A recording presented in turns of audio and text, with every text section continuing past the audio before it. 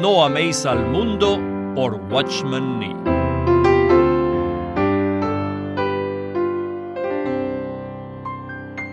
Esta grabación de la lectura del texto completo fue producida en el año 2004 por Living Stream Ministry, quien posee el derecho de reproducción.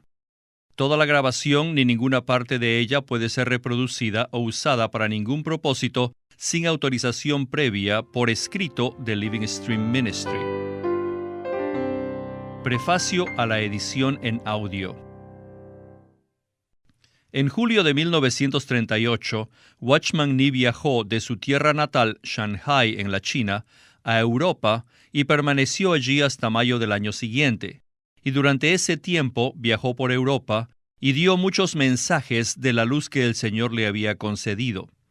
El hermano Nee habló estos mensajes en inglés y mucho de lo que dijo están contenidos en libros publicados y editados por la casa editorial de Angus Kinnear, las publicaciones Kingsway. Estos libros, que incluyen la vida cristiana normal, han llegado a ser los más conocidos del ministerio de Watchman Nee en español y han ayudado a miríadas de cristianos. Living Stream Ministry ha obtenido los derechos de autor en audio para varios de estos libros y nos complace presentar esta lectura de No améis al mundo.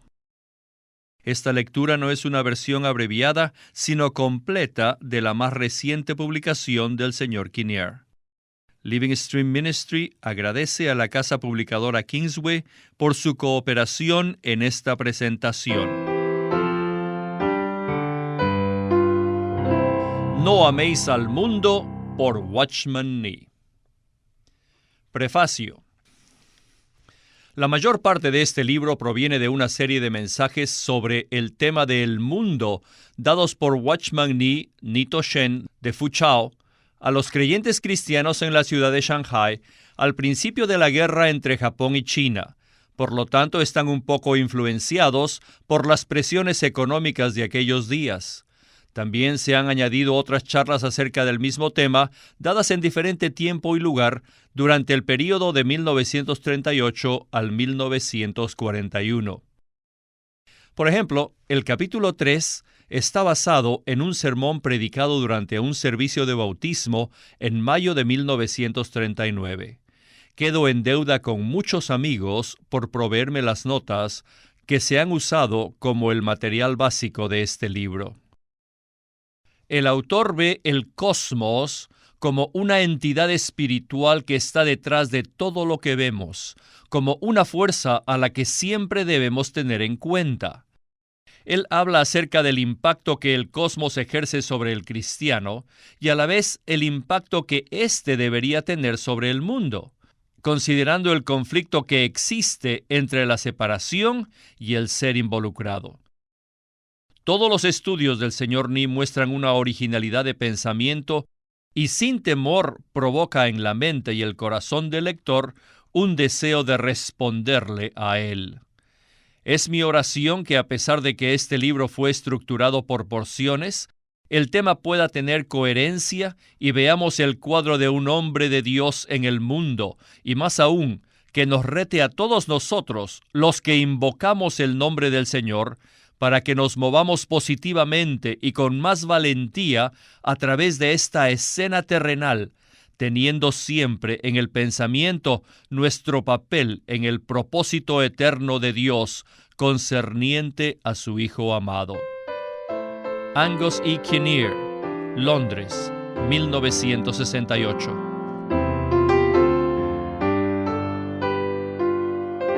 Capítulo 1. La mente que está detrás del sistema. Juan 12 dice: Ahora es el juicio de este mundo.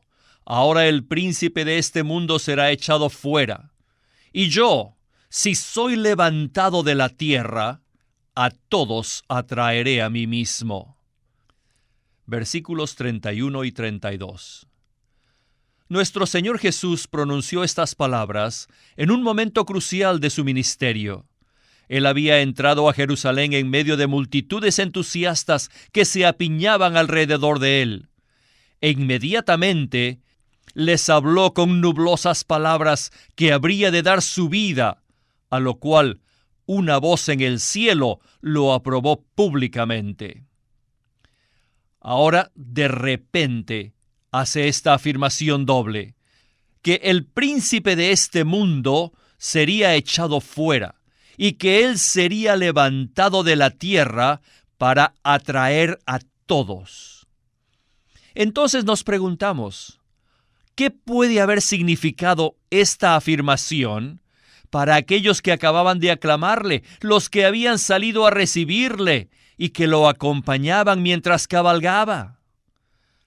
Para la mayoría de ellos, las palabras del Señor sería algo completamente opuesto a sus esperanzas. Sin duda que los que tenían más discernimiento veían en esas palabras un presagio de las circunstancias de su muerte como criminal. Sin embargo, si sus palabras destruyeron las ilusiones de algunos, ofrecían a cambio una esperanza maravillosa, sólida y segura a otros.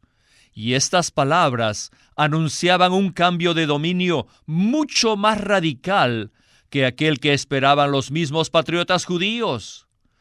La expresión «y yo» contrasta fuertemente con la frase que precede, que habla acerca de un antagonista, quien es el príncipe de este mundo. Cristo ha de terminar con el gobierno de este mundo, con la caída de su orgulloso líder, que gobierna a la fuerza y por el temor, por medio de la cruz y por medio de la obediencia hasta la muerte de aquel que es el grano de trigo. Y al saltar una vez más a la vida, vendrá en su lugar un nuevo reino de justicia que se caracteriza por la libre alianza de los hombres con Cristo. Los corazones de los hombres serán apartados con cuerdas de amor del mundo que está bajo juicio y serán conducidos a Jesús, el Hijo del Hombre, quien además de ser levantado para morir, también se levanta para reinar por ese mismo acto. La tierra es el escenario de esta crisis y de sus tremendas consecuencias, y el mundo, podríamos decir que es el punto de choque.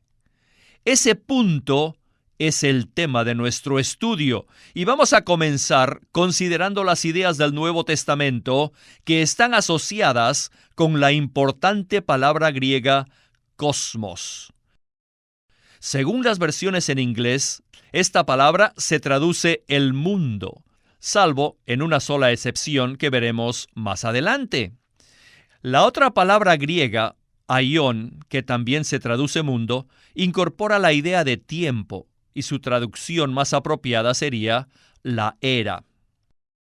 Vale la pena que dediquemos un poco de tiempo al estudio de un buen léxico griego del Nuevo Testamento, tal como Grimm's. Allí podremos ver cuán amplios son los significados de la palabra cosmos en las Escrituras. Pero primero, vamos a remontarnos rápidamente a sus orígenes en el griego clásico, donde encontramos que originalmente tenía dos significados.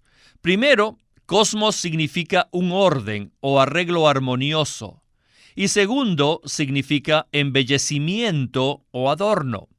Esta última idea aparece en el Nuevo Testamento en el verbo cosmeo, que se usa con el significado de adornar, tal como se adornaba el templo con hermosas piedras o como la esposa ataviada para su marido. En 1 de Pedro 3:3, que es la única excepción que ya mencionamos, cosmos se traduce atavío, al igual que el verbo cosmeo en el versículo 5. Cuando dejamos a los clásicos y estudiamos los escritores del Nuevo Testamento, encontramos que ellos utilizan la palabra cosmos en tres grupos principales. Cosmos se utiliza primero con el sentido del universo material, el globo terráqueo, la Tierra. Por ejemplo, en Hechos 17:24, que dice, el Dios que hizo el mundo y todas las cosas que en él hay. También en Mateo 13:35 dice, declararé las cosas escondidas desde la fundación del mundo. Y luego en Juan 1:10, en el mundo estaba, y por medio de él llegó a existir el mundo. Y finalmente, en Marcos 16:15, id por todo el mundo. El segundo uso de la palabra cosmos es doble. Primero señala a los habitantes del mundo en frases como la de Juan 1:10, que dice, el mundo no le conoció. Luego en 3:16, porque de tal manera amó Dios al mundo. Y 17:21, para que el mundo crea que tú me enviaste. Una ampliación de este uso nos conduce a la idea que todo el linaje humano está separado de Dios y por tanto son hostiles a la causa de Cristo. Por ejemplo, en Hebreos 11:38 dice, de los cuales el mundo no era digno. En Juan 14:17, al cual el mundo no puede recibir. En Juan 14:27, yo no os la doy como el mundo la da. Y finalmente en Juan 15:18 dice, si el mundo os aborrece. En tercer lugar, encontramos que la palabra cosmos se utiliza en las Escrituras para definir asuntos del mundo, como los bienes mundanos, dotes, riquezas, ventajas, placeres, que, aunque son huecos y pasajeros, despiertan nuestros deseos y nos seducen, apartándonos de Dios, de modo que son obstáculos a la causa de Cristo. Algunos ejemplos de esto son 1 de Juan 2:15, las cosas que están en el mundo. En 3:17, los bienes de este mundo. Mateo 16:26, si gana todo el mundo y pierde la vida de su alma. 1 de Corintios 7:31, y los que usan este mundo como si no abusaran. En este caso, cosmos se aplica no solo a lo material, sino también a las cosas abstractas que tienen valores espirituales y morales, o inmorales. Por ejemplo, en 1 de Corintios 2:12 dice, el espíritu del mundo. En 3:19, la sabiduría de este mundo. En 7:31, la apariencia de este mundo. En Tito 2:12, los deseos mundanos, donde se usa el adjetivo cósmicos. En 2 de Pedro 1:4, la corrupción que hay en el mundo. En 2:20, las contaminaciones del mundo. En 1 de Juan 2:16 y 17, todo lo que hay en el mundo, los deseos, la vanagloria, pasa. Y en Santiago 1:27, el creyente debe guardarse sin mancha del mundo.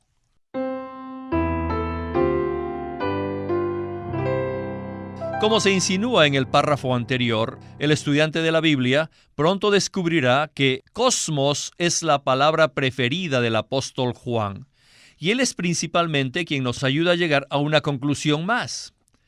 Si bien es cierto que estas tres definiciones de el mundo son, número 1, el universo material, número 2, las personas de la tierra, y número 3, las cosas en la tierra, cada una de ellas contribuye en algo para presentarnos un cuadro completo. Pero es aparente que detrás de ellas hay algo más. La idea clásica de arreglo, orden u organización nos ayuda a comprender en qué consiste. Detrás de todo lo tangible nos encontramos con algo intangible, con un sistema planeado, y en este sistema existe un funcionamiento armonioso, un orden perfecto. En cuanto a este sistema, hay dos cosas que debemos enfatizar. El primero es que desde el momento en que Adán le abrió la puerta al mal para que entrara en la creación de Dios, el orden del mundo se ha mostrado ser hostil hacia Dios. El mundo no conoció a Dios, aborreció a Cristo y no puede recibir el Espíritu de verdad. Sus obras son malas y la amistad del mundo es enemistad contra Dios. Por lo tanto, Jesús dice, mi reino no es de este mundo. Además, que Él ha vencido al mundo, y la victoria que ha vencido el mundo es nuestra fe en Él. Como dice Juan 12, el mundo está bajo condenación. La actitud de Dios hacia el mundo es inflexible. En segundo lugar, como lo aclara este mismo versículo, hay una mente detrás del sistema. Juan escribe repetidas veces del príncipe de este mundo. En su epístola lo describe como aquel que está en el mundo y lo contrasta con el Espíritu de verdad que mora en los creyentes. Juan dice que el mundo entero está bajo el maligno. Él es el cosmócrata rebelde, esto es, el gobernador de este mundo. Aunque esta palabra solo aparece una vez y se utiliza en plural para describir a los lugartenientes, los gobernadores de las tinieblas. Existe pues un sistema ordenado, o sea, el mundo, que es gobernado invisiblemente por un gobernador que es Satanás. En Juan 12:31, Jesús afirma que este mundo ya ha sido sentenciado. Esto no significa que el mundo material y sus habitantes han sido juzgados, porque para ellos el juicio todavía no ha venido. Lo que ha sido juzgado ya es esa institución, el armónico orden mundial, el cual Satanás mismo ha originado y del cual es la cabeza. Finalmente, las palabras de Jesús aclaran que Él es el príncipe de este mundo, quien ya ha sido juzgado, que ha sido destronado y echado fuera para siempre. Por lo tanto, las Escrituras nos dan una comprensión profunda del mundo que nos rodea. Y a menos que veamos los poderes invisibles que están detrás de las cosas materiales, caeremos muy fácilmente en el engaño. Esta consideración puede ayudarnos a entender mejor el pasaje de 1 de Pedro 3 que ya mencionamos. Allí el apóstol menciona el atavío, cosmos externo de peinados ostentosos, de adornos de oro o de vestidos, en contraste adrede con el incorruptible ornato de un espíritu manso y sosegado que es de gran valor delante de Dios. Por esto, inferimos que lo primero es corrupto y sin valor para Dios. Podemos estar dispuestos o no a aceptar prontamente la evaluación de Pedro, dependiendo si es que vemos el verdadero sentido de sus palabras. Y esto es lo que él quiere decir. Detrás de las cosas externas, de peinados ostentosos, joyas y maquillaje, hay un poder que está trabajando para sus propios intereses. No permitan que ese poder los atrape. Debemos preguntarnos, ¿cuál es el motivo que nos activa en relación con estas cosas? Puede que no sea algo sensual, sino completamente inocente, que por uso de la tonalidad, la armonía y el perfecto encaje logre tener un efecto estéticamente agradable. Es posible que no haya nada intrínsecamente mal en hacer esto. Pero usted y yo vemos ¿qué estamos tocando aquí? Estamos en contacto con ese sistema armonioso que está detrás de lo que vemos.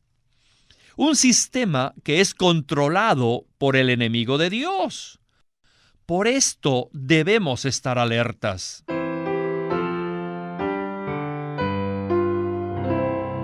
La Biblia comienza con Dios, creando los cielos y la tierra. No dice que Él creó el mundo en el sentido en que lo estamos discutiendo ahora. A través de la Biblia, el significado de el mundo pasa por un desarrollo y es solo en el Nuevo Testamento, aunque quizás en menor grado en los Salmos y en algunos de los profetas, que el mundo llega a tener el significado espiritual completo. Podemos ver fácilmente la razón de este desarrollo. Antes de la caída del hombre, el mundo existía solo en el sentido de la tierra, los habitantes de la tierra y las cosas de la tierra. Todavía no existía el cosmos, el mundo en el sentido de un orden constituido. Con la caída, Satanás trajo a esta tierra el orden que él mismo había concebido, y así comenzó el sistema del mundo del cual estamos hablando. Originalmente nuestra tierra física no tenía conexión alguna con el mundo en el sentido de un sistema satánico, ni tampoco el hombre lo tenía. Pero Satanás se aprovechó del pecado del hombre y de la puerta que se le abrió para introducir en la tierra lo que él había determinado establecer. A partir de ese momento, la tierra estaba en el mundo y el hombre estaba en el mundo. Por esto podríamos decir que antes de la caída del hombre existía una tierra. Después de la caída había un mundo. Cuando el Señor regrese de nuevo, habrá un reino. Así como el mundo pertenece a Satanás, el reino pertenece a nuestro Señor Jesús. Aún más, este reino es el que desplaza y desplazará al mundo. Cuando venga la piedra cortada no con manos, desmenuzará la imagen orgullosa del hombre, y entonces el reino de este mundo será de nuestro Señor y de su Cristo.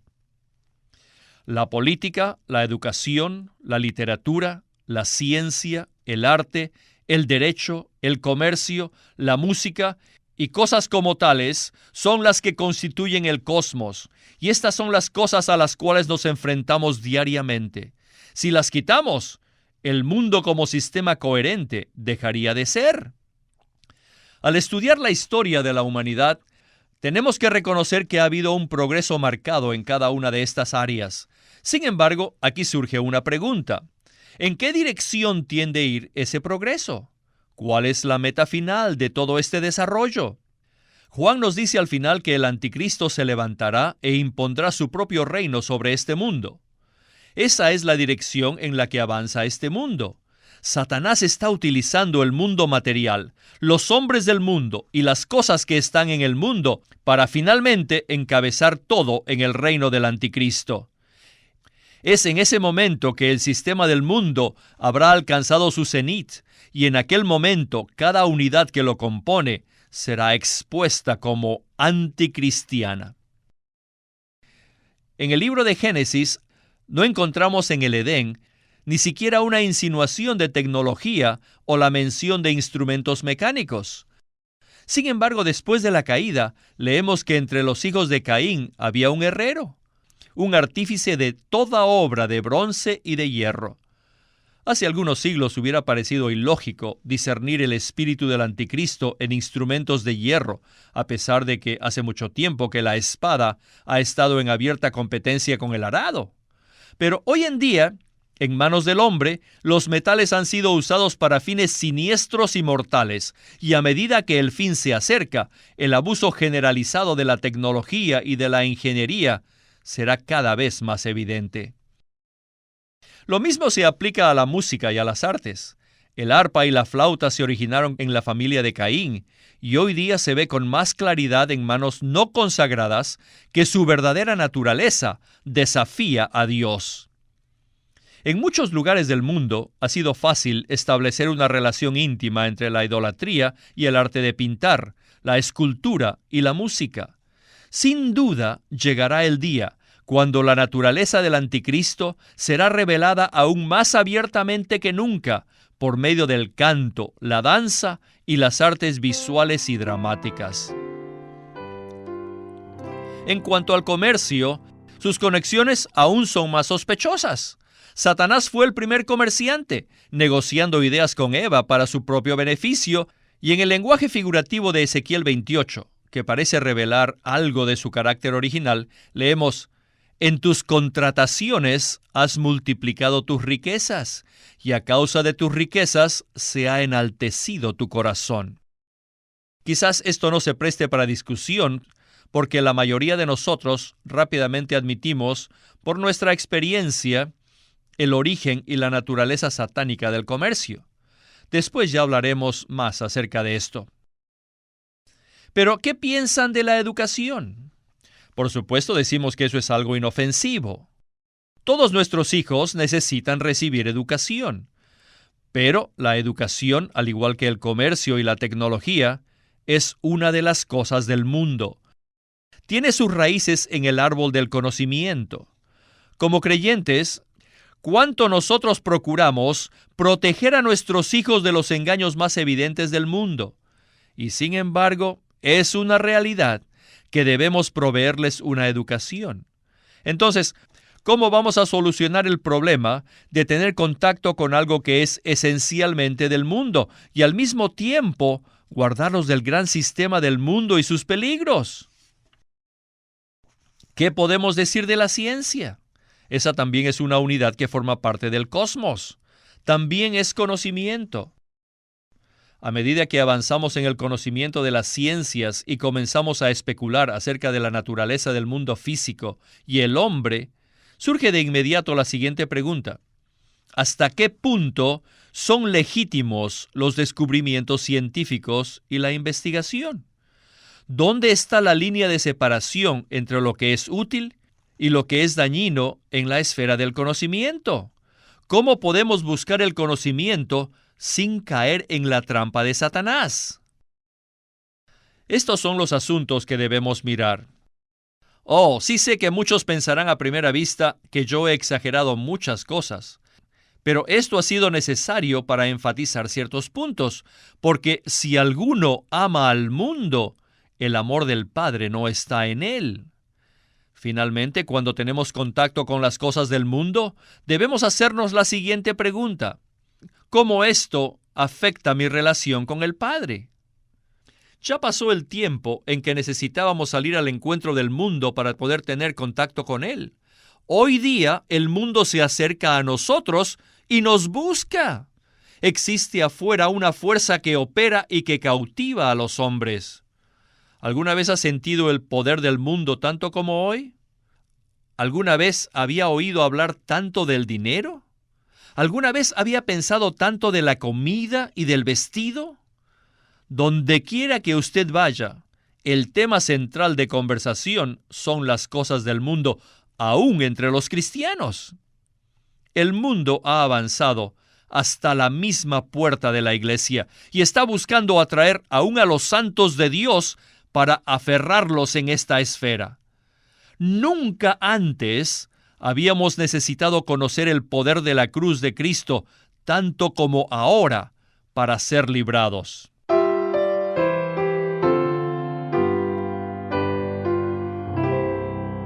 Anteriormente hablábamos mucho del pecado y de la vida natural. Podíamos ver allí los asuntos espirituales, pero no nos dábamos cuenta que esas mismas fuerzas espirituales estaban en juego cuando contactamos el mundo. Existe una fuerza espiritual detrás de la escena del mundo que por medio de las cosas que están en el mundo está procurando atrapar a los hombres en su sistema. Por lo tanto, los santos de Dios no solamente deben estar alertas en contra del pecado, sino también en contra del gobernador de este mundo. Dios está edificando su iglesia hasta su consumación en el reino universal de Cristo. Simultáneamente, su rival está edificando el sistema del mundo, que tendrá su vana consumación en el reino del anticristo. ¿Cuán alertas debemos estar en todo momento para evitar ayudar a Satanás a edificar ese reino malaventurado? Cuando nos enfrentamos con situaciones en las cuales debemos tomar una decisión, no debemos preguntarnos: ¿es esto bueno o malo? ¿Será que me ayuda o me hace daño? No. La pregunta debe ser: ¿es esto del mundo o es de Dios?